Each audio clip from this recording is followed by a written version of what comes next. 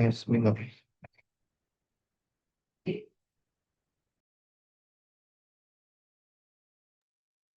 Selamat pagi untuk seluruh peserta Zoom pada pagi hari ini. Izin kita tanyakan dulu, apakah Bapak Ketua Umum APEKNAS dan Ibu narasumber kita sudah masuk ke dalam webinar pada pagi ini?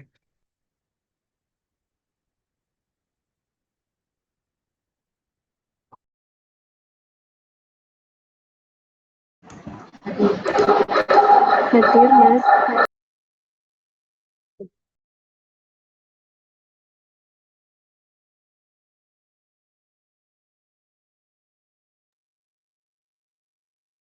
Baik, Assalamualaikum warahmatullahi wabarakatuh. Selamat pagi dan salam sejahtera untuk kita semua. Puji syukur kita panjatkan kehadirat Tuhan Yang Maha Esa, karena atas rahmat dan karunia-Nya,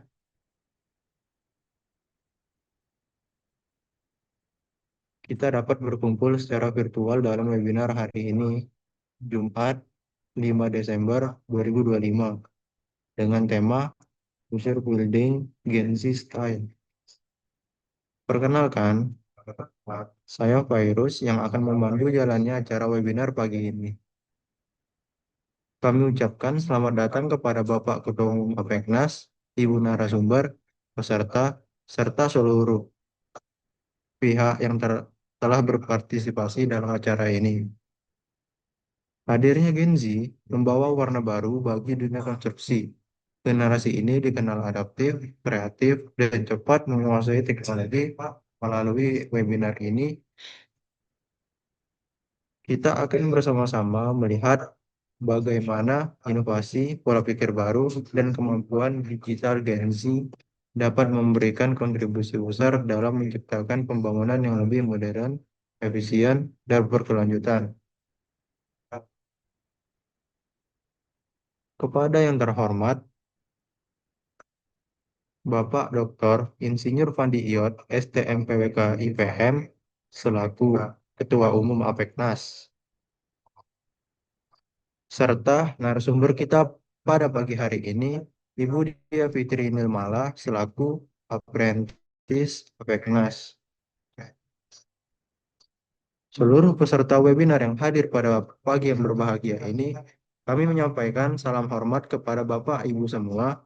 Sebelum itu, APEKNAS mengucapkan selamat datang dan terima kasih kepada LPJK dan Kementerian PUPR yang sudah bersedia hadir dalam webinar pada pagi hari ini. Dan juga kami memohon jika Bapak Ibu perwakilan LPJK dan Kementerian PUPR untuk dapat memberikan kata sambutan untuk webinar pada pagi hari ini, di mana kami APEKNAS sangat berterima kasih jika bersedia memberikan kata sambutannya. Sebelum memulai acara, izinkan saya sebagai MC pada pagi ini untuk membacakan susunan acara sebagai berikut. Yang pertama, pembukaan. Kedua, mendengarkan mars dari APEKNAS. Ketiga, kata sambutan dari Ketua Umum APEKNAS. Keempat, foto bersama sebagai dokumentasi. 5. Pemaparan materi oleh narasumber sekaligus diskusi dan tanya jawab. 6. Penutup. Kini, mari kita lanjutkan ke agenda selanjutnya, yaitu mendengarkan mars APEKNAS. Pada admin, kami persilakan untuk memutarkan videonya.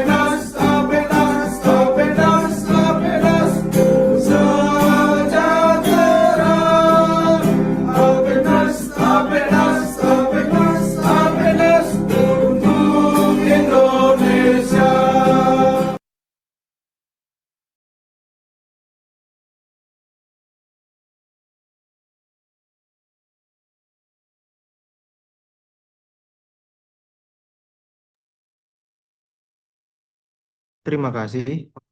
Sekarang kita akan mendengarkan opening speech. Opening speech ini akan disampaikan oleh Bapak Dr. Insinyur Fandi Iyot, STMPK IPM, yang akan diwakilkan Ibu Kristina Saragi. Kepada Ibu, kami persilakan. Assalamualaikum warahmatullahi wabarakatuh. Selamat pagi Bapak Ibu peserta webinar yang saya hormati. Perkenalkan saya dengan Kristina, mewakili Ketua Umum APEKNAS, Bapak Dr. Insinyur Fandi Iyot. Pada kesempatan ini kami mengucapkan terima kasih atas partisipasi Bapak dan Ibu dalam webinar ini, di mana APEKNAS sangat mendukung untuk pengembangan kompetensi untuk generasi Gen Z, generasi muda yang saat ini sedang magang di APEKNAS dan menjadi narasumber dan moderator. Kita kasih aplaus yang sebesar-besarnya buat generasi muda kita. Saat ini yang menjadi narasumber Ibu Dia Fitri Nirmala dan moderatornya dengan Bapak Fairuz Dimas Eka Pratama.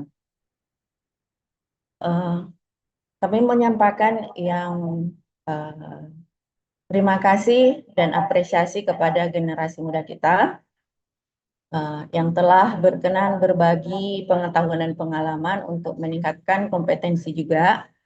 Semoga kegiatan ini memberikan wawasan baru dan manfaat nyata bagi kita semua. Terima kasih dan selamat mengikuti webinar. Salam konstruksi.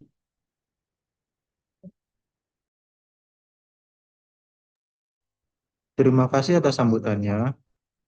Sebelum ke inti acara webinar online pagi ini, izinkan kami untuk melakukan foto bersama untuk dokumentasi. Mohon kepada seluruh peserta untuk dapat menyalakan kamera Zoom. Pada hitungan ketiga, admin akan mengambil screenshot untuk setiap slide.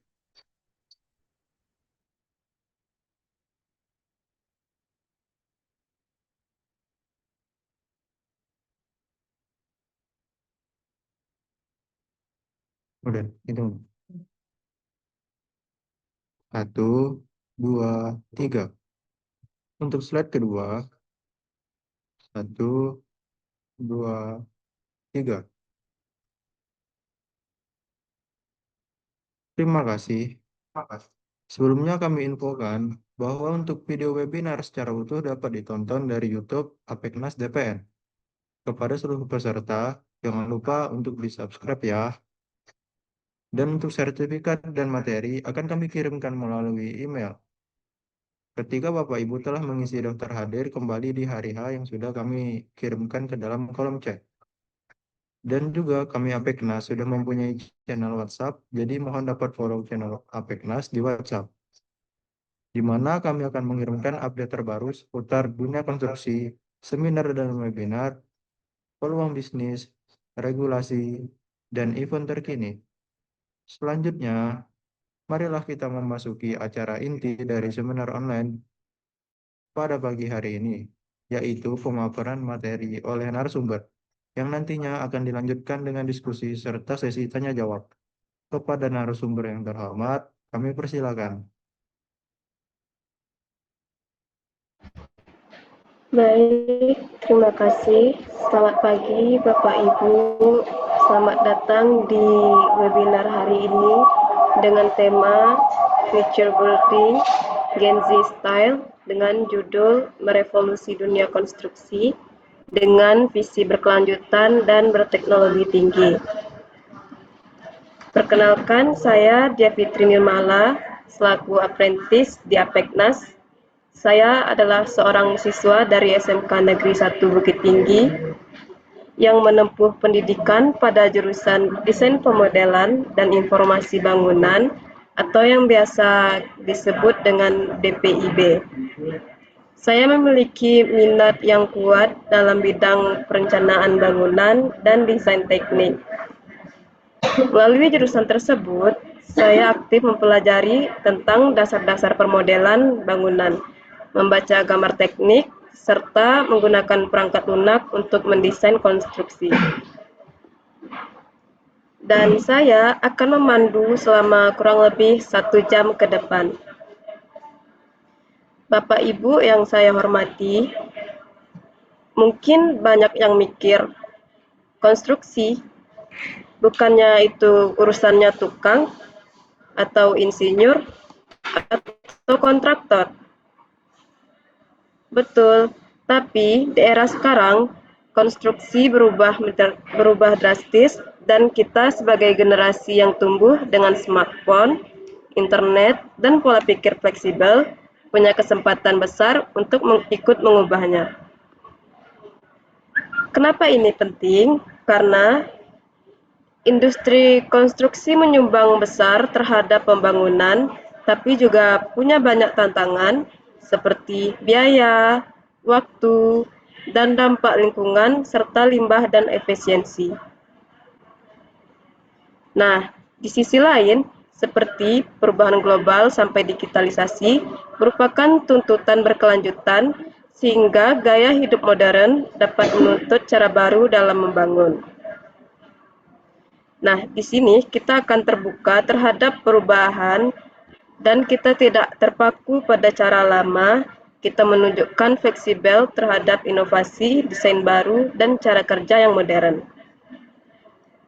Dengan karakteristik itu, Gen Z bisa menjadi game changer di sektor konstruksi, bukan cuma pekerja, tapi juga penggerak transformasi menuju konstruksi yang smarter dan lebih hijau. Kalau kita hanya ikut cara lama, dunia akan jalan pelan, tapi kalau kita berani membawa perubahan, kita bisa percepat era konstruksi modern. Baiklah, untuk pembahasan selanjutnya yaitu mengenai pilar dasar konstruksi. Di sini terdapat 3 pilar utama, yaitu struktur merupakan fondasi dan kerangka bangunan yang menampilkan kekuatan dan stabilitas dan keamanan.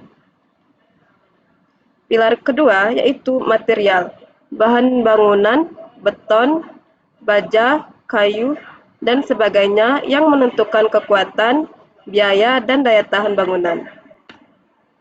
Pilar yang ketiga yaitu fungsi, bagaimana ruang digunakan, hunian, kerja, edukasi, kenyamanan, efisiensi, serta fleksibilitas ruang. Tantangan cara lama yaitu struktur dan material, sering mahal, polutif, dan rigid dalam desain. Selanjutnya, fungsi ruang kadang kaku. Biasanya jarang memikirkan fleksibilitas, kenyamanan, dan kehidupan manusia di dalamnya. Nah, peran Gen Z atau pendekatan modern yang bisa dilakukan yaitu yang pertama di bidang struktur, yang dimana kita dapat dibantu oleh teknologi seperti digital modeling, simulasi, dan BIM untuk akurasi dan efisiensi. Selanjutnya, dari segi material, kita dapat memilih material yang lebih ramah lingkungan, efisien, dan hemat sumber daya. Selanjutnya dengan IoT dan otomatisasi, kita bisa membuat bangunan menjadi lebih smart, kontrol energi, ventilasi, pencahayaan, sistem keamanan agar operasional lebih hemat, nyaman, dan aman. Selanjutnya, teknologi juga membantu manajemen risiko, inspeksi, dokumentasi, maintenance, membuat konstruksi dan bangunan lebih efisien dan transparan. Mengapa Gen Z cocok di bidang ini? Karena kita sudah familiar dengan teknologi, cepat beradaptasi, software, jadi belajar BIM, manajemen data, smart system akan natural bagi kita. Selanjutnya, green materials dan ekonomi sirkular dalam konstruksi. Konstruksi dan bangunan tradisional sering berdampak besar terhadap lingkungan. Misalnya dari emisi karbon, penggunaan energi, hingga limbah konstruksi. Tantangan global dan lokal yang sering kita hadapi yaitu yang pertama, terdapat banyak material konstruksi yang menghasilkan emisi tinggi seperti semen dan baja. Produksi dan pembuangan limbah konstruksi juga mempengaruhi lingkungan di sekitar. Selanjutnya, bangunan lama yang sering tidak hemat energi sehingga konsumsi listrik, air, dan sumber daya menjadi lebih besar.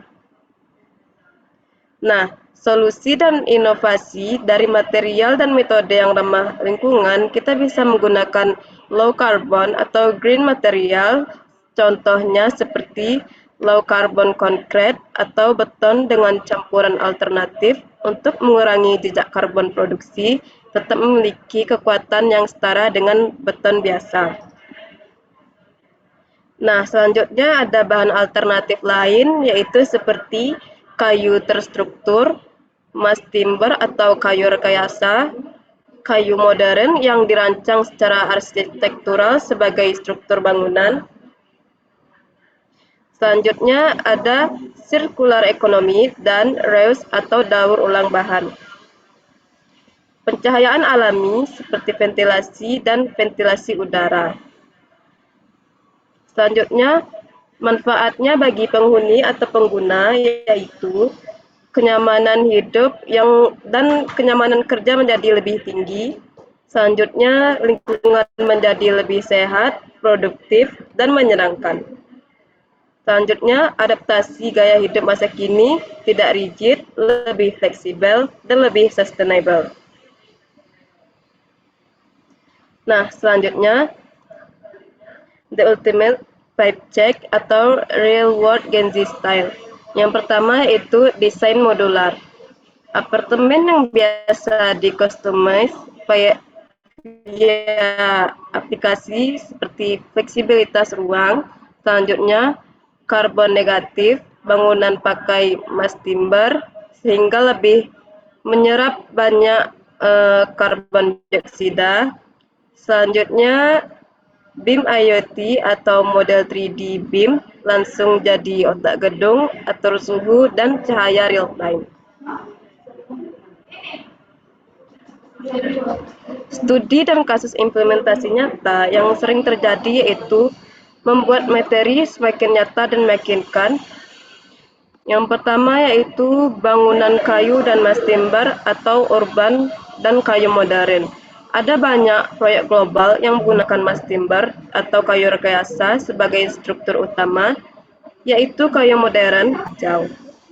Dan manfaat dari penggunaan emisi, yaitu bangunan menjadi lebih ringan, estetika alami, kemungkinan pencapaian keseimbangan antara struktur, efisiensi, dan sustainability. Selanjutnya, biaya awal dan investasi. Yang pertama yaitu teknologi material hijau modular building sering butuh biaya yang lebih besar di awal. Selanjutnya, skill dan literasi digital green building.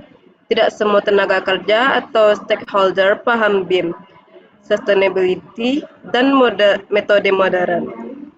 Selanjutnya, regulasi dan kebijakan. Di banyak daerah, regulasi kurang mendukung konstruksi hijau, modern, dan modular. Selanjutnya, logistik dan supply chain. Bahan hijau, material inovatif, metode modular butuh supply chain dan manajemen logistik yang baik, yang terkadang bisa hal tersebut menjadi kendala. Nah, langkah konkret yang bisa kita lakukan sebagai Gen Z yaitu dengan mempelajari dan menguasai BIM, software, dan tools konstruksi modern atau ikut pelatihan dan serta melakukan sertifikasi.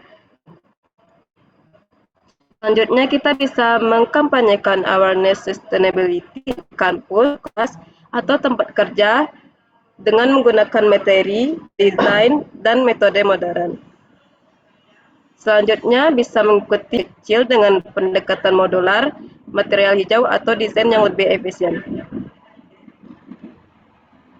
Selanjutnya, bangun kolaborasi lintas disiplin seperti arsitek, engineer, environmentalist, desainer, pengguna akhir agar produknya lebih holistik. Lalu, dorong adopsi standar terbuka, green building, di organisasi atau institusi perusahaan. Kalau kita mulai dari sekarang dengan langkah kecil tapi konsisten, perubahan besar bisa terjadi, kita jadi pionir bukan penonton. Selanjutnya, nah sekarang kita sudah lihat kan konstruksi bukan cuma soal beton dan bata. Di era modern, konstruksi sama dengan teknologi, lingkungan, dan manusia. Dan Gen Z punya kekuatan unik untuk membawa perubahan itu. Gen Z juga menjembatani kesenjangan biaya hijau memerlukan pergeseran paradigma dari biaya investasi awal ke biaya siklus hidup, dan dengan dukungan kebijakan seperti industrialisasi material, yaitu biaya awal akan turun drastis melalui industrialisasi dan produksi massal saat permintaan untuk emas timber meningkat. Rantai pasokan menjadi lebih efisien dan biaya produksi per unit panel akan berkurang. Selanjutnya, efisiensi operasional. Bangunan berkelanjutan menghasilkan penghematan energi yang lebih operasional yang signifikan. Desain pasif dan sistem smart building IoT mengurangi tagihan listrik dan air, yang pada akhirnya menutupi biaya awal dalam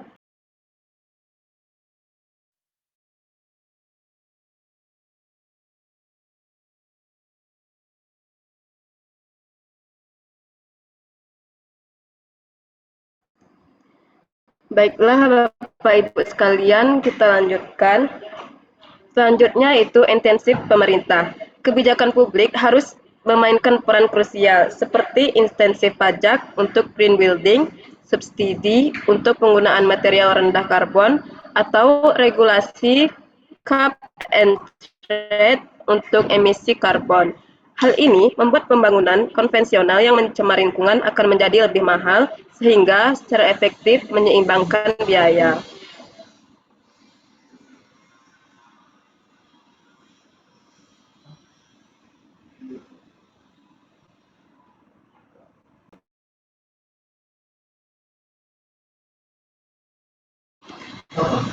Bapak Ibu sekalian, mungkin hanya itu materi yang dapat saya sampaikan. Jika dari Bapak Ibu ada yang ingin bertanya, silahkan dapat mengirimkannya langsung di kolom chat atau dengan melakukan raise hand dan menyampaikan pertanyaan secara langsung kepada Bapak moderator. Saya kembalikan. Oke. Terima kasih kami ucapkan kepada narasumber atas pemaparan materi yang sangat informatif.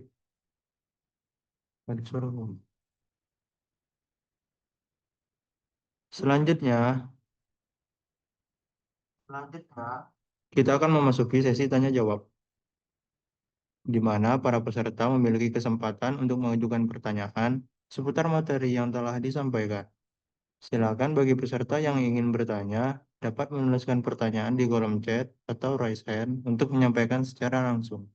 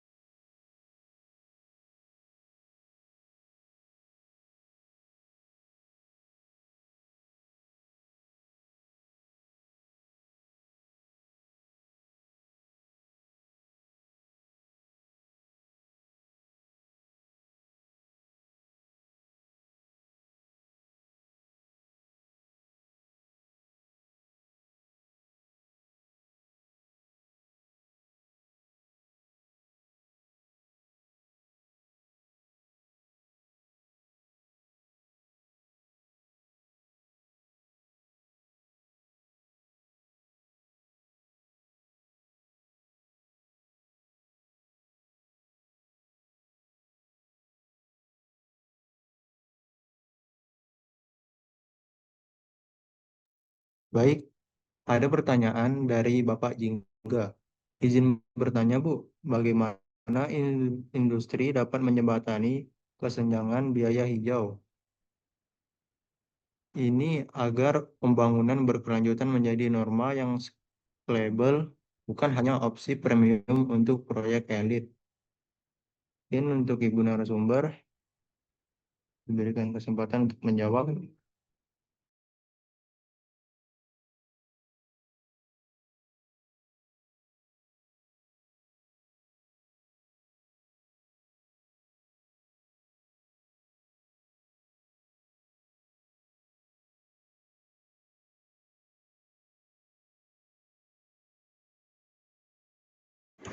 Baik, terima kasih atas pertanyaannya Bapak Jingga.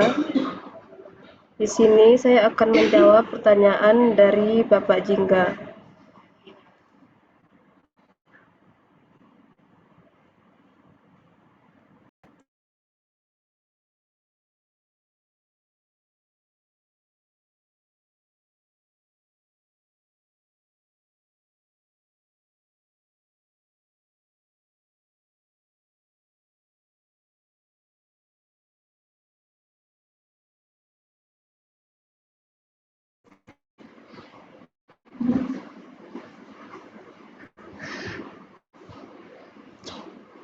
Jawabannya itu menjembatani kesenjangan biaya hijau memerlukan pergeseran paradigma dari biaya investasi awal ke biaya siklus hidup dan dukungan kebijakan industrialisasi materi seperti biaya awal akan turun drastis melalui industrialisasi dan produksi massal skala ekonomi. Saat permintaan untuk emas timber meningkat, rantai pasokan akan jadi lebih efisien dan biaya produksi per unit panel akan berkurang. Efisiensi operasional, di mana bangunan berkelanjutan menghasilkan penghematan energi operasional yang signifikan. Desain pasif dan sistem smart building atau IoT mengurangi tagihan listrik dan air yang pada akhirnya akan menutupi biaya awal dalam 5 hingga 10 tahun. Selanjutnya, intensif pemerintah. Kebijakan publik harus memainkan peran krusial seperti intensif pajak untuk green building, subsidi untuk penggunaan material rendah karbon, atau regulasi cap and trade untuk emisi karbon. Hal ini membuat pembangunan konvensional yang akan mencemari lingkungan menjadi lebih mahal, sehingga secara efektif dapat menyeimbangkan biaya. Mungkin hanya itu jawaban dari saya. Apakah dari Bapak Jingga sudah terjawab?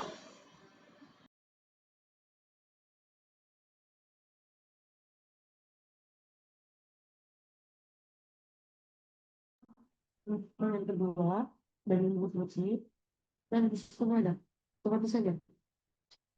Oke, baik. Sudah terjawab. Saya sudah paham. Terima kasih untuk jawabannya, Bu. Terima kasih sudah menanya, Bapak Jingga. Selanjutnya, ada pertanyaan dari Ibu Putri. Saya mau bertanya, terkait prinsip ekonomi sirkular menuntut material dapat dibongkar dan digunakan kembali. Namun, hal ini memerlukan infrastruktur logistik dan penyimpanan material yang masif, misalnya bank material gudang khusus, serta pasar yang siap membeli komponen bekas. Bagaimana kita dapat membangun infrastruktur logistik yang efisien ini agar reuse komponen bangunan menjadi solusi yang lebih cepat dan ekonomis daripada sekadar membeli material baru.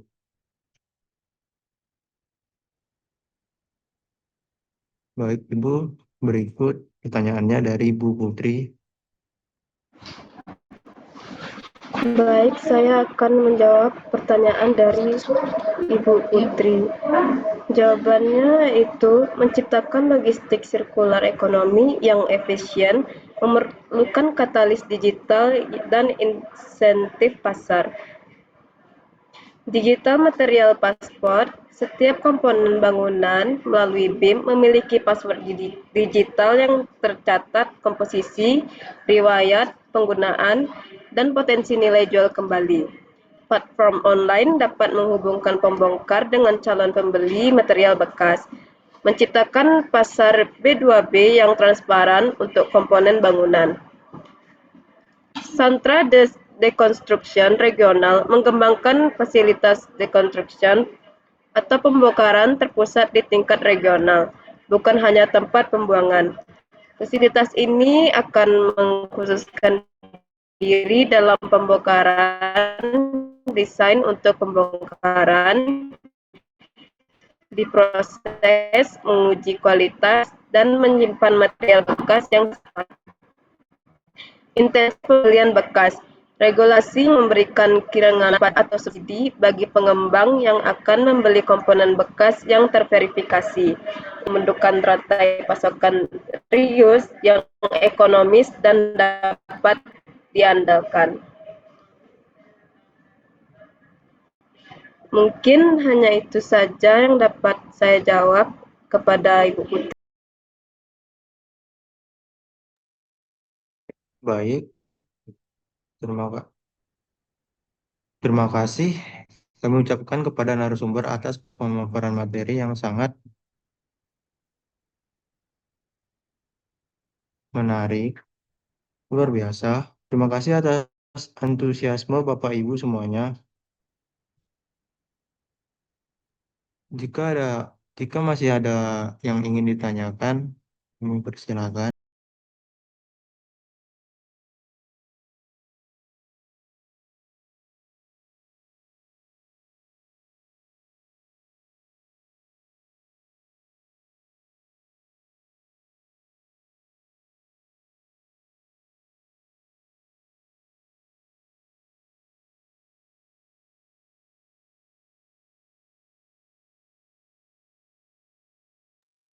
Baik, selanjutnya dari pertanyaan dari Pak Angga Syahputra.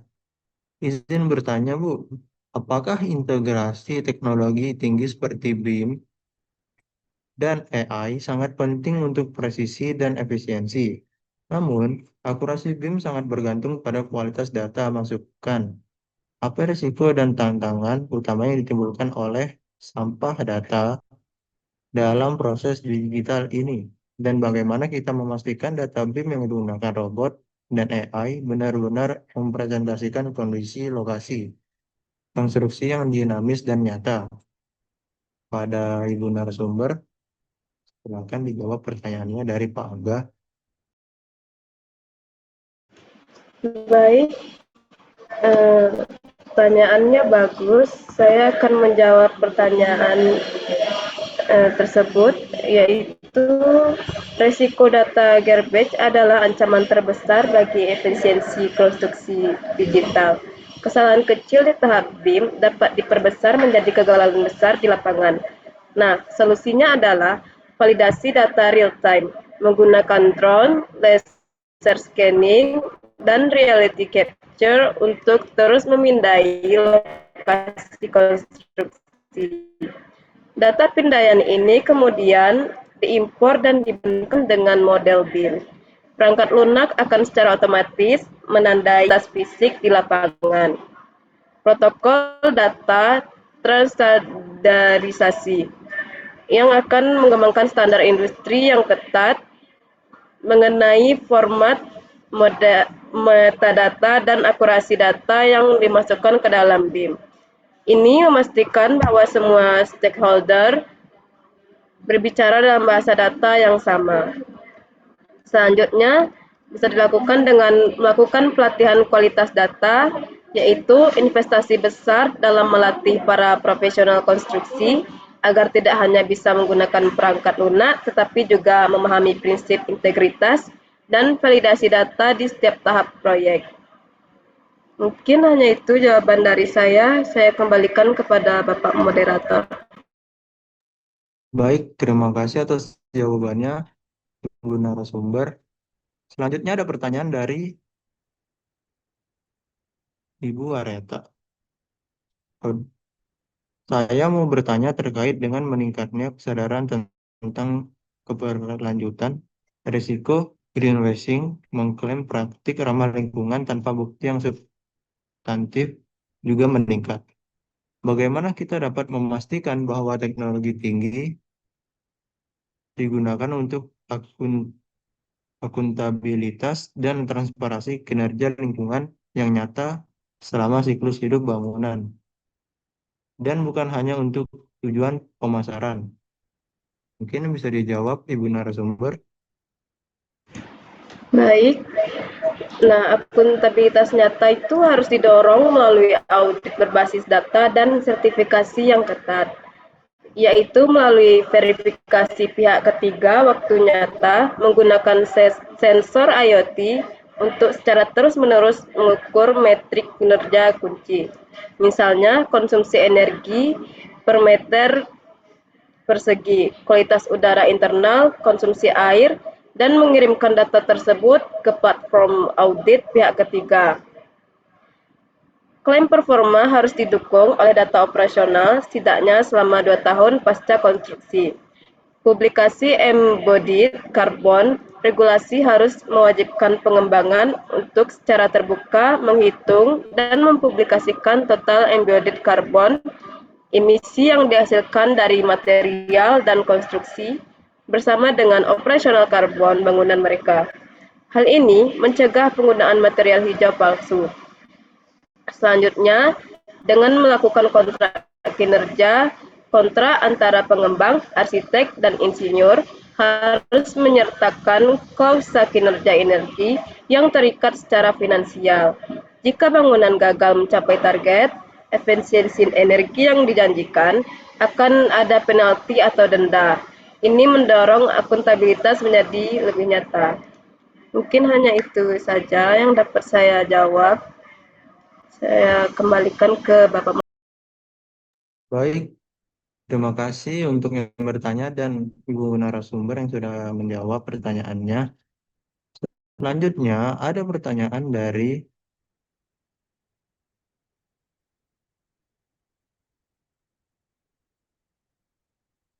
Ibu Devi Fikar Rahmah. Izin bertanya, meskipun material berkelanjutan seperti mass timber atau beton rendah karbon menawarkan jejak karbon yang lebih rendah, biaya awal untuk material baru ini dan teknologi yang menyertai tim seringkali jauh lebih tinggi daripada metode konvensional.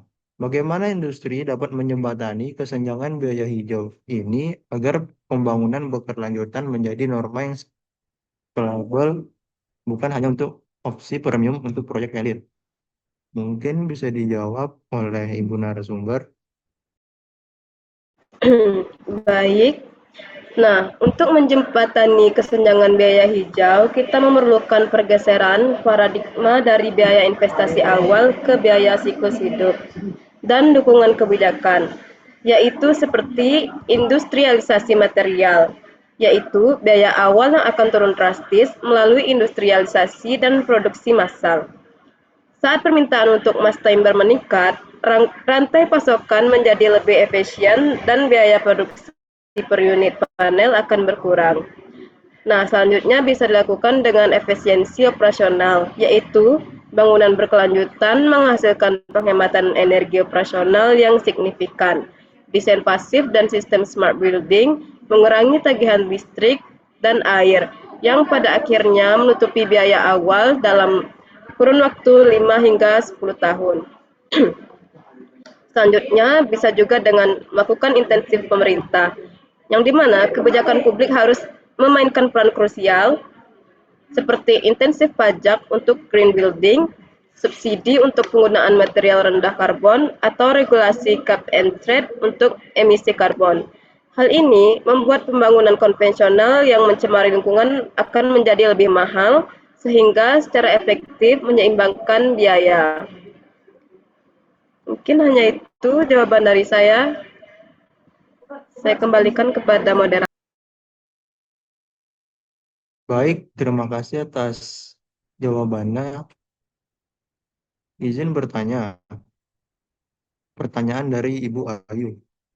Dalam konteks peningkatan frekuensi bencana iklim, ketahanan bangunan menjadi sama pentingnya dengan keberlanjutan. Bagaimana penggunaan material baru seperti CLT dan metode konstruksi modular atau prefabrikasi yang seringkali dirancang untuk kecepatan dan pembongkaran dapat divalidasi untuk memberikan ketahanan yang unggul terhadap gempa bumi, angin ekstrim, dan banjir dibandingkan dengan struktur beton bertulang tradisional. Dan untuk ibu narasumber, jawabannya Baik. Nah, ketahanan konstruksi modern bisa dijamin oleh rekayasa presisi dan sifat unik material baru, seperti desain modular yang adaptif, yaitu bangunan modular atau prefabrikasi jika dirancang dengan sambungan mekanis yang tepat, dapat menunjukkan elastisitas dan kemampuan menahan deformasi yang lebih baik di bawah tekanan gempa daripada struktur kaku. Nah, komponen yang rusak dapat diganti dengan cepat melalui mempercepat pemulihan pasca bencana. Sifat seismik struktur mass timber jauh lebih ringan dari beton yang secara signifikan dapat mengurangi gaya inersia yang ditimbulkan oleh gempa.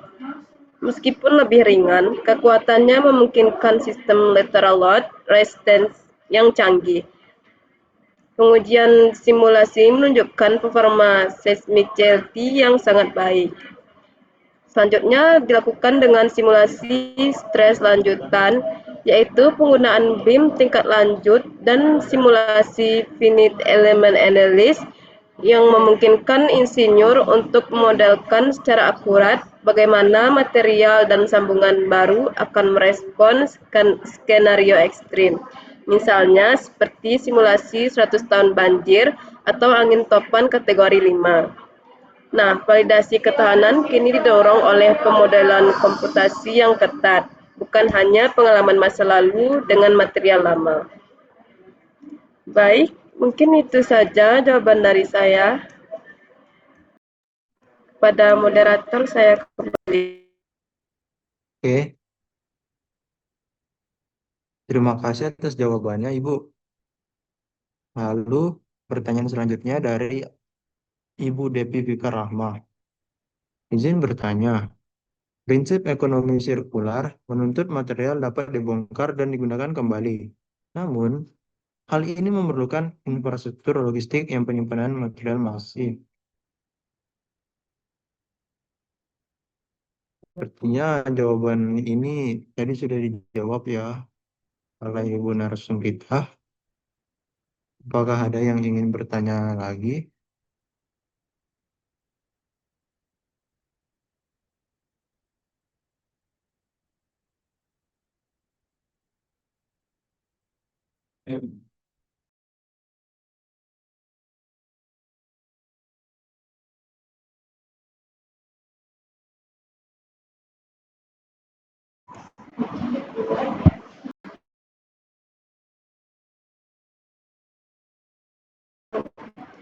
Baik, saya akan menjawab pertanyaan tersebut, yaitu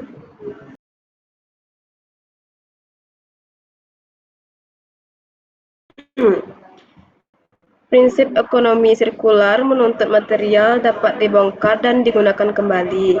Namun, tantangannya yaitu menciptakan infrastruktur logistik yang efisien, membangun sistem yang membuat penggunaan kembali komponen bangunan menjadi lebih cepat dan ekonomis daripada membeli yang baru, memerlukan pendekatan multisegi, melibatkan teknologi, kolaborasi industri, dan dukungan kebijakan. Nah, berikutnya adalah dengan strategi kunci untuk membangun infrastruktur logistik yang efisien. Yang pertama, dapat dilakukan dengan standarisasi dan modularisasi desain. Langkah yang paling kritis yaitu dengan mendesain bangunan agar mudah dibongkar sejak awal. Modularisasi yaitu menerapkan ukuran standar untuk komponen, misalnya panel dinding, balok, jendela, yang dapat digunakan dalam berbagai proyek. Ini meningkatkan skalabilitas dan permintaan pasar untuk komponen bekas. Selanjutnya, desain for disassembly menggunakan konektor mekanis, baut, dan mur daripada perekat permanen seperti las atau lem untuk memfasilitasi pembongkaran yang cepat tanpa merusak material. Nah, selanjutnya dapat dilakukan dengan pemanfaatan teknologi digital, yaitu bank material digital, seperti mengelola inventaris material bekas secara fisik sangat rumit. Solusinya yaitu dengan sistem manajemen berbasis data, seperti material paspor. Nah, setiap komponen bangunan utama didokumentasikan dengan data tentang komposisi, lokasi, dan potensi penggunaan kembali menggunakan teknologi seperti RFID atau blockchain. Nah, selanjutnya yaitu platform pasar digital. Dengan mengembangkan platform online, yaitu bank material digital, yang dipertemukan pembeli, arsitek, kontraktor, dengan penjual dan penyedia komponen bekas, platform ini berfungsi sebagai gudang virtual, mengurangi kebutuhan penyimpanan fisik yang masif. Nah, selanjutnya pengembangan hubungan logistik regional. Daripada satu gudang rekasa, pendekatan hubung regional lebih efisien. Pusat deskonstruksi dan sortir mendirikan fasilitas khusus di lokasi strategis, misalnya dekat area pembongkaran proyek besar atau kawasan industri di mana material dapat diperiksa kualitasnya, dibersihkan, dan disertifikasi. Logistik terintegrasi, yang dimana akan mengoptimalkan transportasi dengan mengkoordinasikan pengumpulan material dari lokasi pembongkaran dan pengiriman ke hub atau langsung ke proyek baru. Mirip dengan model logistik last mile pada e-commerce. Nah, selanjutnya intensif ekonomi dan regulasi pemerintah. Dukungan kebijakan sangat penting untuk mengubah perilaku pasar. Intensif pajak dapat memberikan keringanan pajak atau subsidi bagi penggunaan daur ulang atau bekas sertifikat. Kewaspadaan mewajibkan pengguna presentasi tertentu di kualitas, yaitu mengembangkan standar industri untuk kualitas komponen. Sertifikasi ini dapat memberikan jaminan keandalan kepada pembeli, mengatasi keraguan tentang kualitas material yang tidak baru. Selanjutnya, kolaborasi dan rantai pasokan terbalik, yaitu membangun ekosistem yang kuat melalui kemitraan, seperti kemitraan industri, yang dimana melibatkan produsen material asli untuk mengambil bis. Selanjutnya, pelatihan tenaga kerja.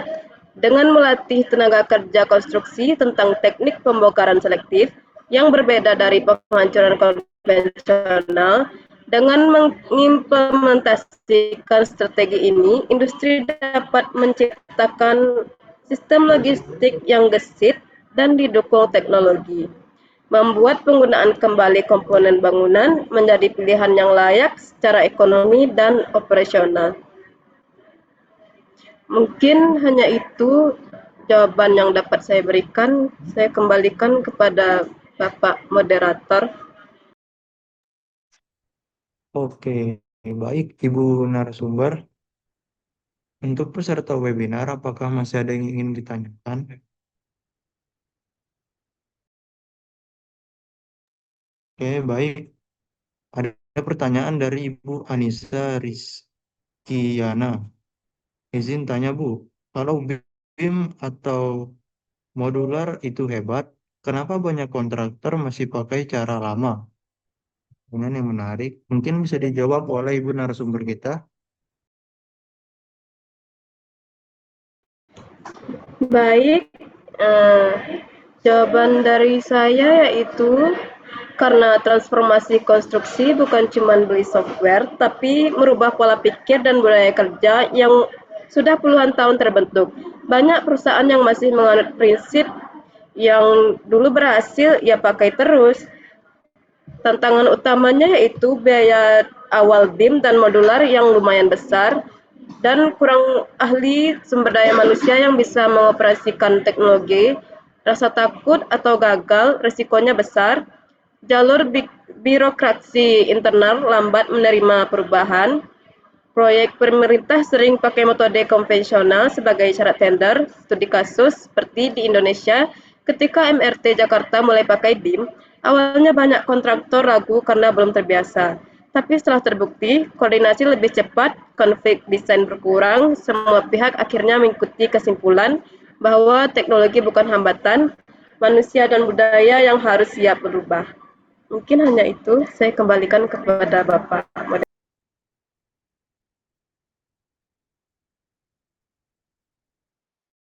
Baik, ada pertanyaan lanjutan dari Ibu Anissa. Kalau gitu, apa bukti teknologi bikin proyek lebih aman dan cepat, Bu? Mungkin bisa dilanjut jawabannya dari Ibu narasumber.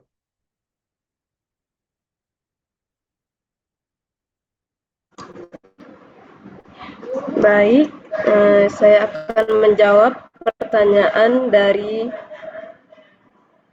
Ibu Anissa.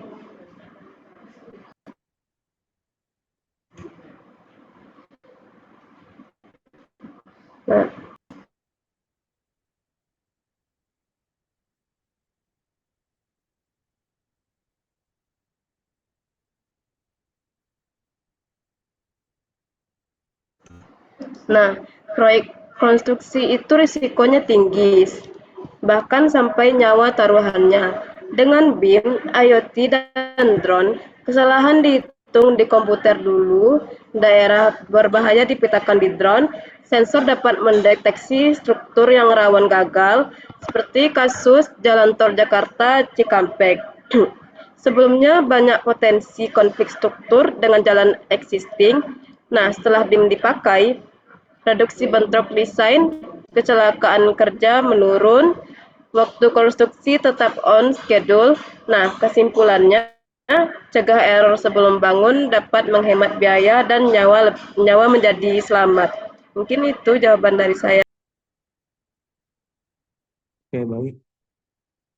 Oke, Bu. Makasih atas jawabannya. Dari Ibu Anissa. Jawabannya pertanyaannya sudah terjawab, Bu. Untuk para peserta webinar yang lain, mungkin ada yang ingin ditanyakan seputar alat-alat software di bidang konstruksi seperti BIM yang sudah dijelaskan oleh ibu narasumber kita tadi.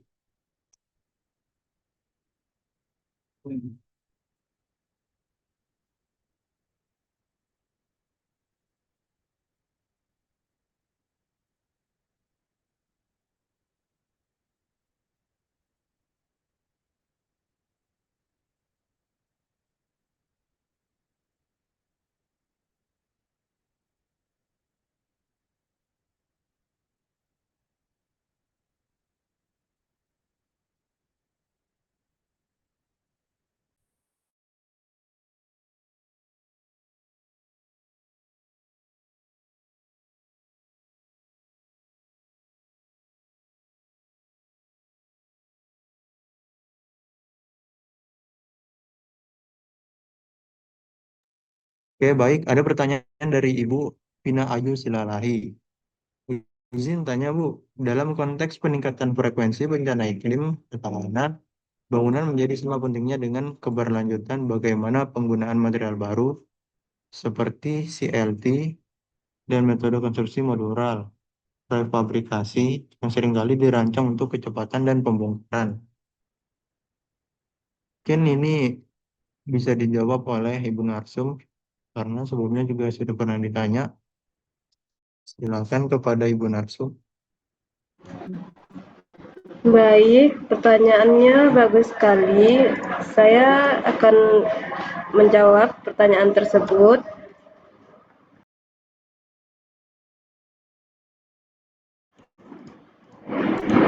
Tentunya,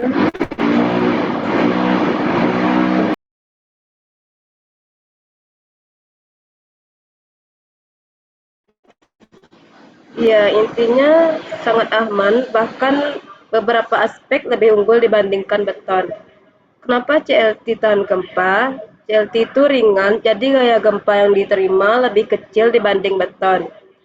Selanjutnya kayu itu bersifat lebih fleksibel, bukan getas. tidak langsung retak dan hancur.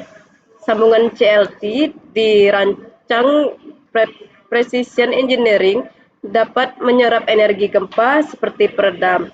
Kasus nyata seperti gempa New Zealand dan Jepang, banyak gedung kayu modern bertahan setelah gempa besar. Earthquake-proof school buildings di Jepang sudah pakai CLT. Kenapa CLT tahan kebakaran? CLT akan mengarang layar lapisan arang yang menghambat api masuk. Pengujian menunjukkan ketahanan kebakaran beton dalam beberapa desain, seperti kasus Tallwood Building, Vancouver, 52 menit api, struktur masih utuh dan stabil sebelum pemadam tiba. Ketahanan CLT terhadap banjir dan angin, lapisan pelindung dan sistem elevasi aman terhadap air dan lembab, struktur yang ringan dan beban angin tidak merusak sendi struktural dengan cepat. Kayu bisa dikeringkan dan diperbaiki. Kalau beton rusak, maka dia akan langsung pecah dan hancur permanen. Mungkin itu saja yang dapat saya jawab. Oke, baik, Ibu narasumber, terima kasih. Banyak sekali pertanyaan menarik yang masuk. Namun, karena keterbatasan waktu, kita akan akhiri sesi tanya jawab sampai di sini. Semoga diskusi ini menambah wawasan dan menjadi inspirasi untuk kita semua. Sebelum mengakhiri acara webinar online pagi ini, izinkan kami melakukan dokumentasi kembali. Mohon kepada seluruh peserta untuk menyalakan kamera Zoom. Pada hitungan ketiga, admin akan mengambil screenshot untuk setiap slide.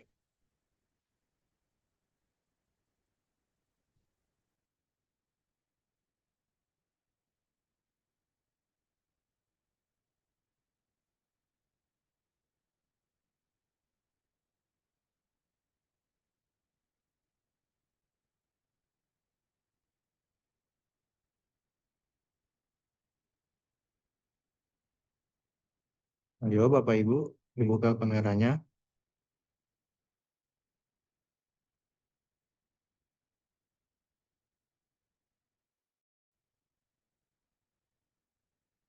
Satu, dua, tiga.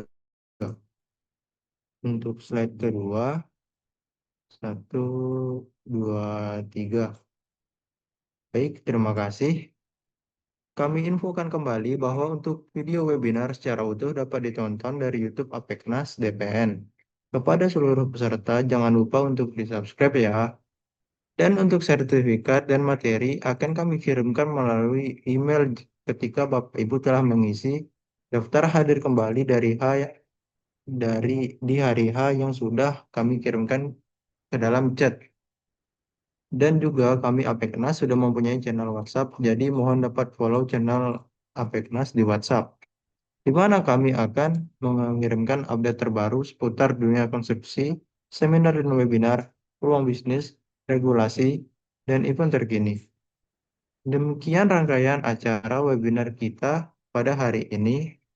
Terima kasih kami ucapkan kepada narasumber atas ilmu dan wawasan yang telah dibagikan, serta kepada seluruh peserta atas partisipasinya. Semoga kegiatan ini bermanfaat dan dapat menambah pengetahuan kita semua. Sampai jumpa pada kesempatan berikutnya. Terima kasih.